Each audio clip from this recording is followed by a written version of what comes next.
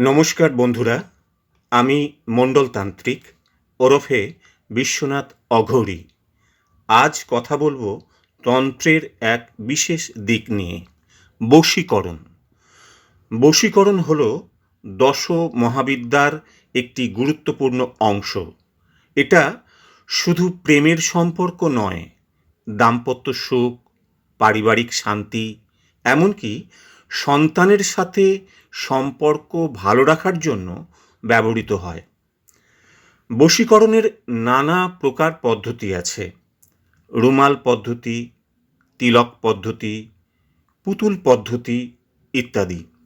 যদি আপনিও চান আপনার ভালোবাসার মানুষকে কাছে পেতে, দাম্পত্যে শান্তি ফিরিয়ে আনতে বা পরিবারের মধ্যে সুসম্পর্ক গড়ে তুলতে, তাহলে বশীকরণ আপনার জন্য সঠিক উপায়।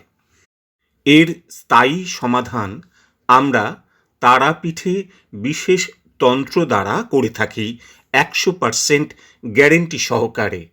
তাই আজই আমাদের সঙ্গে যোগাযোগ করুন এই নাম্বারে।